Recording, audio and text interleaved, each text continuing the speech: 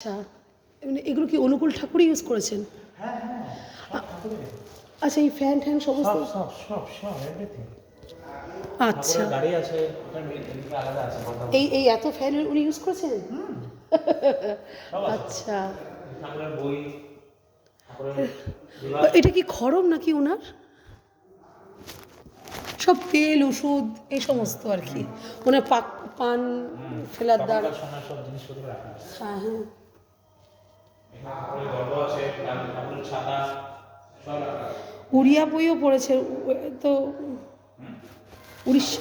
এই বই সব সব ঠাকুরের, সব ঠাকুরের বলা বাণী সব আপনি আছে। এসব স্পিরিচুয়াল লাইনে আছেন নাকি? মানে পছন্দ করেন মনে হচ্ছে এই বয়সেই, খুব ভালো জিনিস।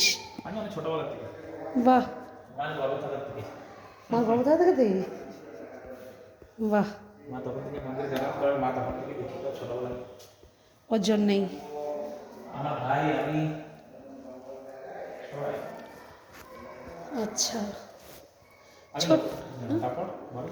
এই যে এই সমস্ত ঠাকুরের সব ঠাকুরের মানে সব ইউজ করেছিলেন যেন? এই যে বাটি, গ্লাস, আয়না, সাবুন, তখন তো আর আমার সাবুন নেই।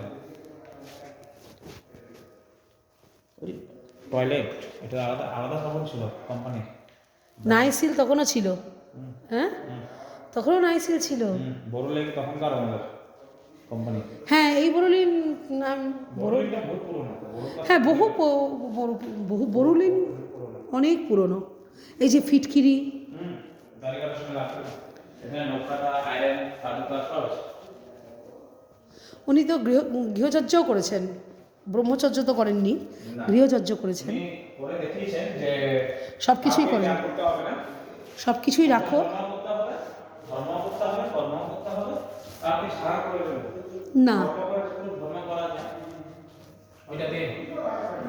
মানুষ তো আর বোকা না যে এমনি এমনি ওনাকে এত মানছেন।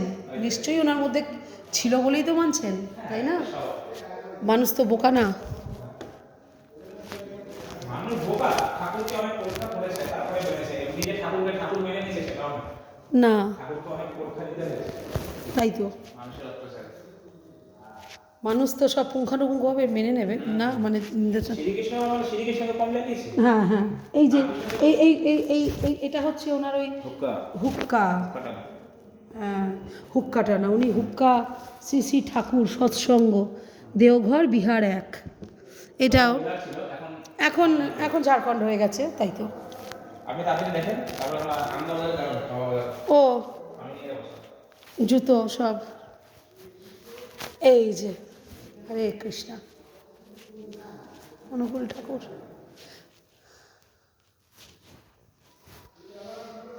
বাহ,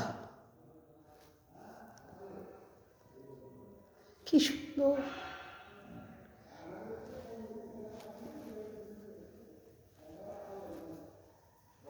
বড় আকুল আগ্রহ উদ্যোগী উৎকণ্ঠা নিয়ে এই ঘর আর তার আসবাব যা কিছুর কাজ সমাধা করছিলাম। সারদা মায়ের সঙ্গে আশা ছিল তুমি থাকবে, ব্যবহার করবে, ধন্য হব আমি। তা হলো না, তুমি চলে গেলে। পার্থিব শরীরের পতন হলো।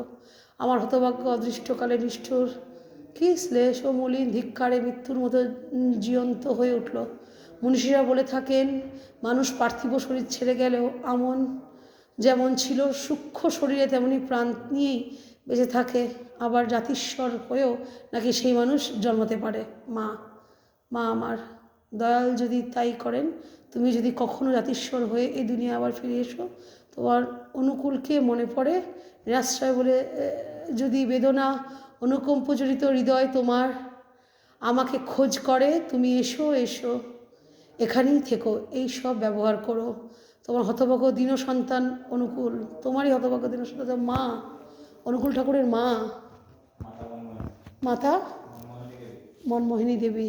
আচ্ছা, ইনি তো অনুকূল ঠাকুর।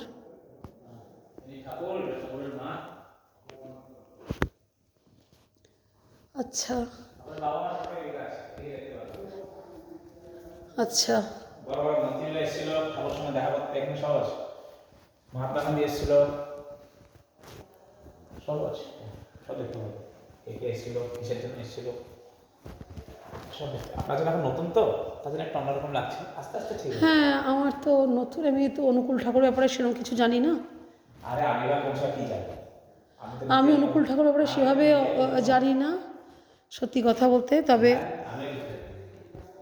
অনুকূল ঠাকুরের ছবি মূর্তি আমাদের আশেপাশে যাদের আত্মীয় স্বজন আমি দেখেছি তাদের অনুকূল ঠাকুরের ছবি রেখে পুজো করতে, কিন্তু অনুকূল বিশ্বের কুল অনুকূল। আপনি অনুকূল ঠাকুরের দীক্ষিত? জন্মগত। আচ্ছা, চলে খাওয়া দাওয়া করবেন? হ্যাঁ খাওয়া দাওয়া তো করবোই, ব্যাস হয়ে গেছে। জন্মগত দীক্ষিত? হ্যাঁ, আমার মামা দুর্গাপুর। দুর্গাপুর? ওই যে স্নান করছেন নাকি? হ্যাঁ, উনি পূজ্যপাঠ বর্দা, ওনার জ্যেষ্ঠ পুত্র।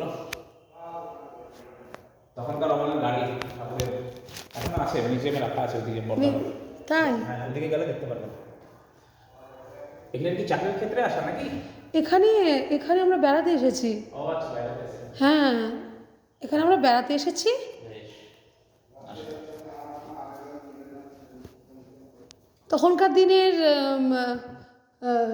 জঙ্গল খুব, দেখুন এই যে জঙ্গলের মধ্যে ফটো। হ্যাঁ, তখন তো সব জঙ্গলই ছিল না। হ্যাঁ, এখন দেওঘর তখন জঙ্গল ছিল, কি সুন্দর। হ্যাঁ, উনি কি এখানেই কি উনি থেকেছেন? মানে দেওঘরটাই কি ওনার থাকার স্থান? হ্যাঁ, উনি বাংলাদেশ থেকে এসেছেন। ও, তাহলে বাংলাদেশ থেকে উনি অনুকূল ঠাকুরের নাম ওনার কি? জন্ম হচ্ছে পাবনা জেলা হিমায়তপুর গ্রাম। হ্যাঁ, পাবনা। পাবনা জেলা হিমায়তপুর গ্রামে ওনার জন্ম হয়েছিল। আচ্ছা। যখন আন্দোলন চললো, মানে ভারত পাকিস্তান যখন আলাদা হবে, তার আচ্ছা। আগেই তিনি জানতেন, যেহেতু উনি ঈশ্বরের, আপনি দূত ভাবেন বা ঈশ্বর ভাবেন, হ্যাঁ, যাই না হোক, ঈশ্বরের দূত। যাই হোক, আপনি যাই মনে রাখেন, হ্যাঁ, ঈশ্বরের দূত মানে চারটিখানি কথা, যেমন যীশু খ্রিস্ট ঈশ্বরের দূত ছিলেন, নট ঈশ্বর না ছিলেন। সেটা তো ঠিক, উনি তো নিজেও বলেছেন সেটা। তাহলে ঈশ্বর উনি অনুকূল ঠাকুরকে নিজেকে ঈশ্বর বলেছেন? না, তাহলে অন্য সময় নিজেকে বলেনি কিছু। ঈশ্বরের দূত বলেছেন তো? দুটো কিছু বলেন উনি, ওনাকে যে ঠাকুর ঠাকুর সবাই বলছেন যে ঠাকুর কেন, উনি উনি নিজেও কোনোদিন বলেনি আমাকে বলার জন্য, মানুষে বলেছে। মানুষই বলছে উনি ঈশ্বরের দূত। ঈশ্বরের দূত মানে উনার হাত যদি কারোর উপর থাকে তাহলে সেও তার জীবন ধন্য। নামটা তো আছে, সেটাই। উনি নিজেকে কোনোদিন কিছু বলেননি। সব থেকে বড় শ্রীকৃষ্ণ মানে নারায়ণ, উনি নিজেকে কখনো কিছু ওরকম করে বলেনি, কোনোদিন না।